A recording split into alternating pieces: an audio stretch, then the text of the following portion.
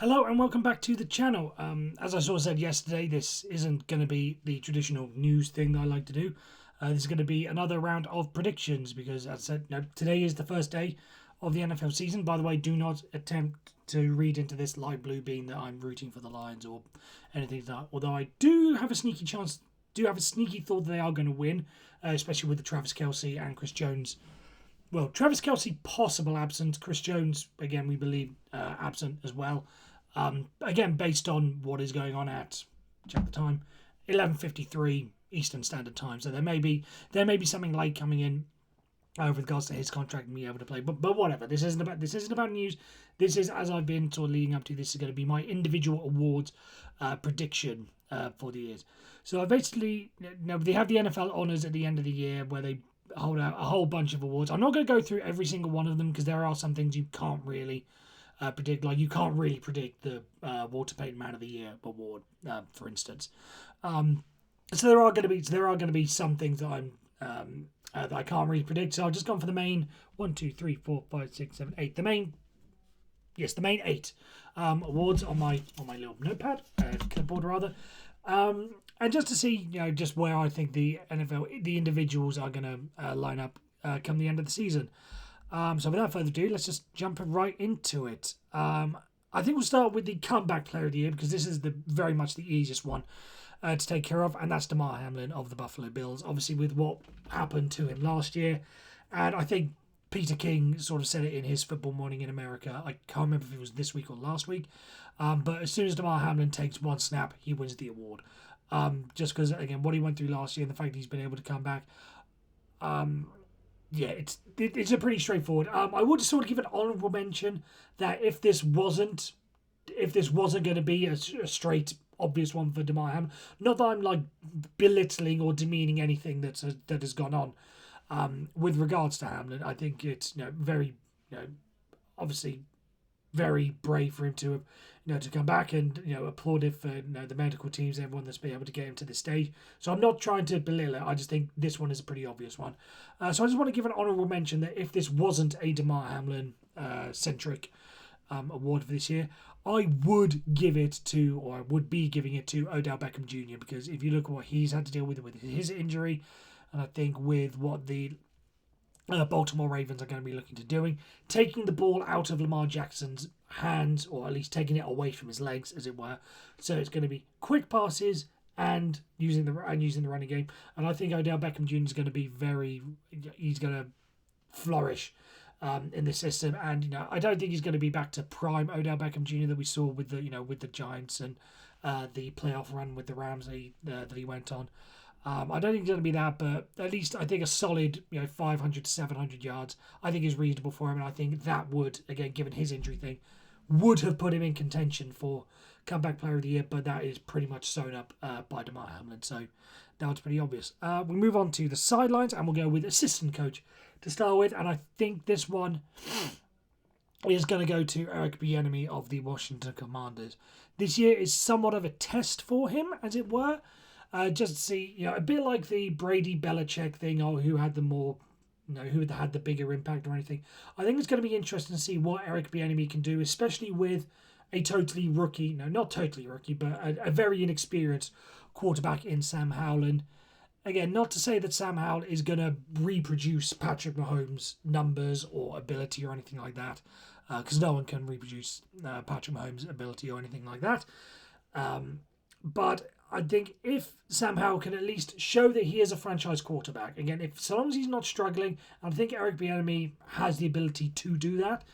Even though I do have the Commanders finishing 4th this year, again, if there is a big leap from Sam Howell to say, right, this is a guy that can be, a guy in the NFL for 10 years or something, and effectively take them out of the Caleb Williams discussion, then I think that's where Eric Bieniemy is going to be come into his own. I think that's why he's going to take home that award. Moving on to Coach of the Year, and I'm going to give this one to Sean Payton of the Denver Broncos. If you look at where the Denver Broncos, similar to the way that I think coaches and assistant coaches, it basically comes back to, well, what was your starting point and how far can you take them? That's why I do not know this off the top of my head, but obviously, Bill Belichick, when he did the 17-0 Patriots and turned to 11-5, great job and whatever, did that many without Tom Brady. The fact that they started from a great position sort of automatically rules it out, because it's a bit like the most improved player as well, like you would get when you were playing Pee Wee in America or youth football, soccer back in the UK. It was always seen as a bit of the bad award to get, because it meant you were terrible the last year, but now you have improved. I think that's what it comes down to with coaches. Like, what can you take the team, or how far can you take the team from where they were? And obviously that favours the teams that were bad last year, and the Denver Broncos were bad last year. So I think if Sean Payton can make that instant impact, and I think he will, whether or not he's going to... I talked about Russell Wilson yesterday. Whether or not he's going to make Russell Wilson Drew Brees 2.0, I don't think it's going to happen straight away. But I do think there will be an improvement from Russell Wilson, and as a result, there will be an improvement from the Denver Broncos. And that, again, should put Sean Payton in the conversation, because now... he's showed what he's been able to do and what he can do, and again, get the Denver Broncos back to a level of relevance. I think that's what's mainly going to do him the most favors when it comes to winning that award. Moving on to the on-field players and defensive rookie of the year, I've gone for Will Anderson Jr.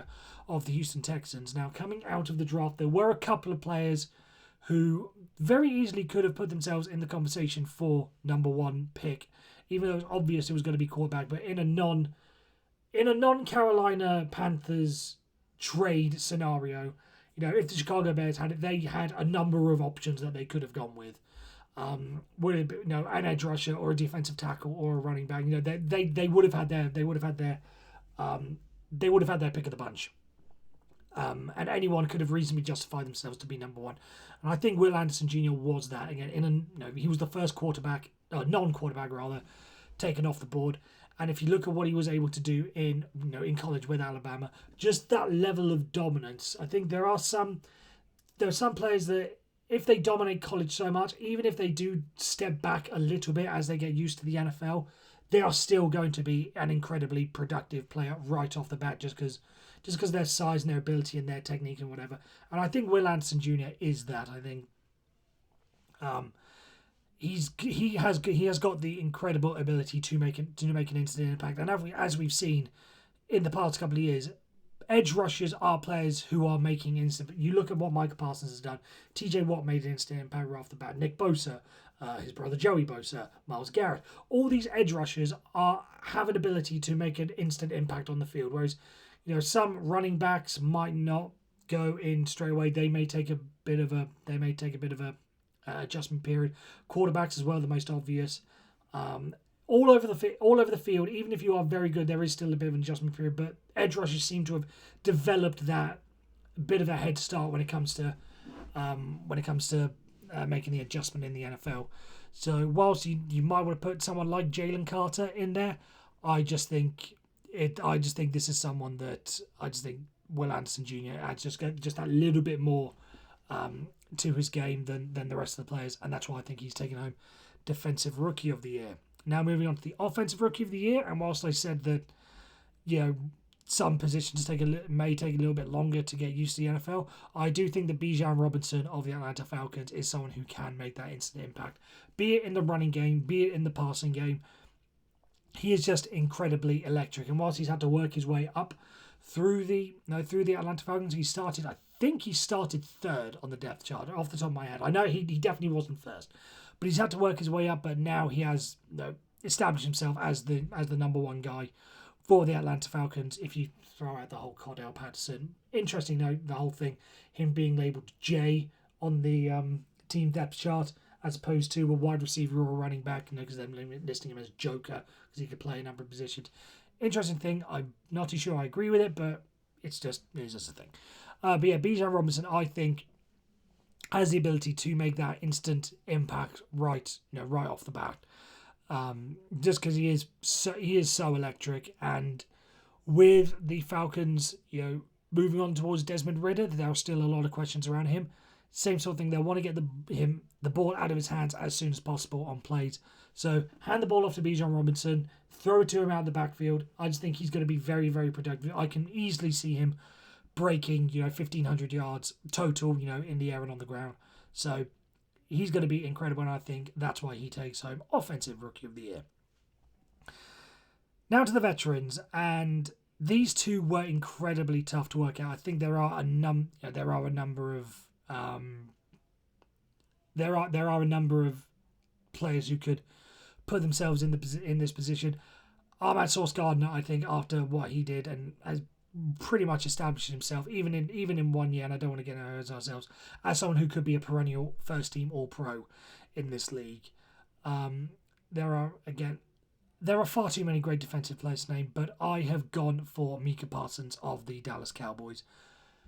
I very easily wanted to put Nick Bosa in as one of the few players to go back-to-back defensive players of the year, but I just think with what has happened with his contract situation, now that it has been resolved, I just think there's going to be that little bit of time to get back up to full speed because he hasn't been practicing at least properly with the team since January. So I think that might give him a little bit, get up to speed. He'll lose some production early on. He'll be able to get it back very quickly, but I just think that's going to cost him. Whereas Micah Parsons moving to defend more of a defensive end rather than edge rusher and outside linebacker, I just think he's going to have that little bit more advantage. And I think, again, there's this progression that we've seen with Micah Parsons that he could very well easily challenge Lawrence Taylor as one of the best outside linebackers of all time. I know, again, it's very early in his career, but if he keeps up this level of production, I don't think it's an insane argument to have.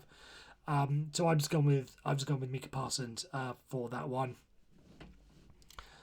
Offensive Player of the Year. Now, this is one that, again, if you look back in history, I did it last night. Since the turn of the millennium, only 8 quarterbacks have won the awards. They try to move this away from quarterbacks, seeing as the MVP has, for the vast majority, there are the exceptions like Adrian Peterson had his as well, winning MVP, but it is mostly for Offensive Player of the Year, a wide receiver or a running back, or basically a non-quarterback. So that's why I eliminated quarterbacks from this discussion. And this one was the hardest of them all to work out with, to try and work out. And in the end, I think I went for a wide receiver just because of how the positions have evolved. I don't think it's going to be a running back.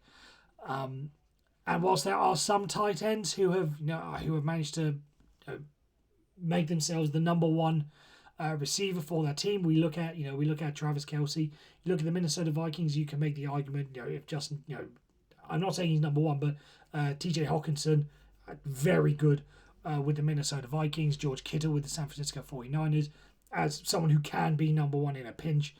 Wide receivers, but I think this is a wide receiver year for the award, and there are a number of incredible players who could win this. But in the end, I went for Tyreek Hill. I'm not saying this was a shot in the dark, but there's just something about the Miami Dolphins this year that they need to take a step forward and be, again, more competitive with what the AFC East is looking to do.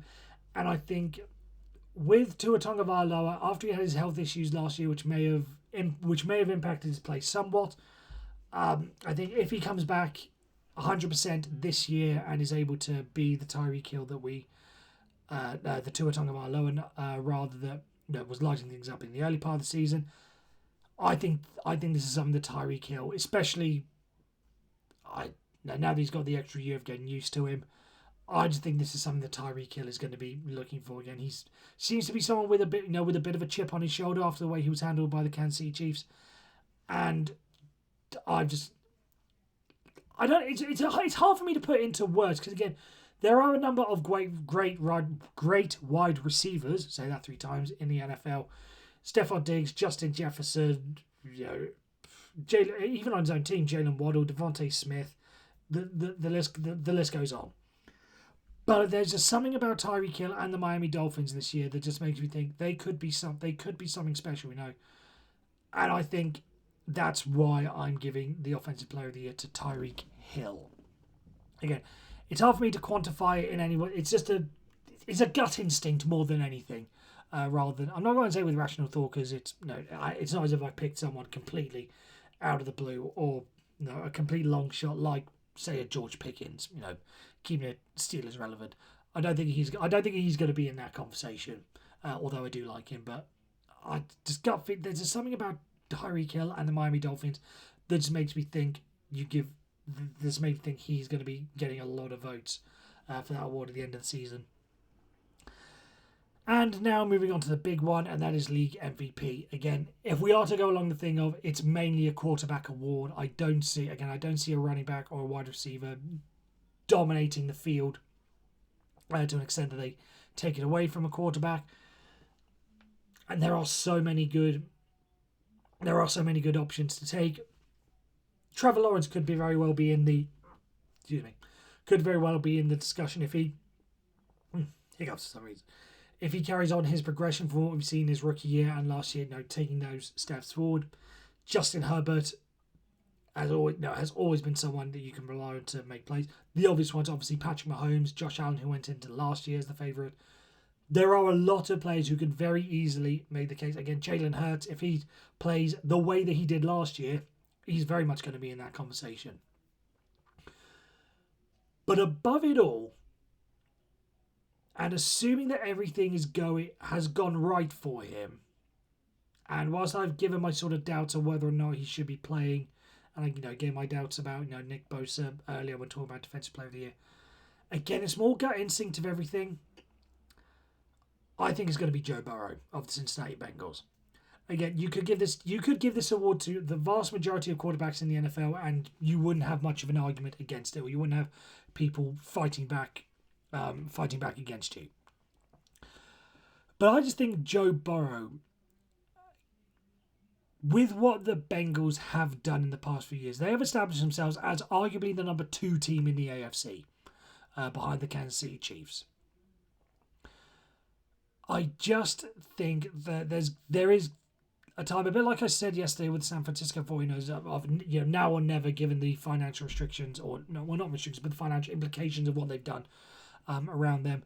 I just think there is a sense of now or never for Joe Burrow. And when you look at what their schedule is going to be, with the Steelers taking a step forward, with the Browns, if some people believe it, taking a step forward, if Deshaun Watson can go back to the Houston Texans as Deshaun Watson, rather than the last year's Cleveland Browns as Deshaun Watson, they're going to be better. The Baltimore Ravens are going to be, again, in most people's eyes, or in a lot of people's eyes, better than what they were last year. So if you look at that within their division, how competitive that's going to be, and of course they've got their games against, they've got their game against the Bills, and they've got against the Chiefs. They've got a tough schedule, and if they can pull out more wins and losses, obviously more wins and losses, but especially in those big games within the division and against the bigger boys in the conference, I think that's going to give Joe Burrow the edge. I think if they can win the majority of those games, he looks great. That is just going to lean a lot of people towards giving him the award over someone like a Patrick Mahomes or a Josh Allen, I don't think you can make a lot of arguments for quarterbacks in the NFC. I did mention Jalen Hurts, but I just don't think he's going to be all that. Again, it's a lot of ifs on Jalen Hurts and whether or not he's able to repeat what he was last year. But I just think, all things taken into account, I give the award to Joe Burrow as league MVP. So that is my prediction for the NFL honours and the individual awards. Let me know what you guys think. Of course, feel free to like and subscribe and leave comments in the section down below. Descriptions for my socials are again in the description. So yeah, I think that's really it. I will see you tomorrow. Where it will be, again, as we tried to do on Fridays, more Steelers focus, especially with their game against the 49ers coming up and the big implication of the Bosa news. But obviously I may well touch up if there's a big storyline coming out of tonight when the Chiefs put the Lions. We'll be touching on that. But again, mostly Steelers focus tomorrow. But yeah, that's really it. Enjoy the game. Enjoy the start of the NFL season. And until I see you next, you guys all take care.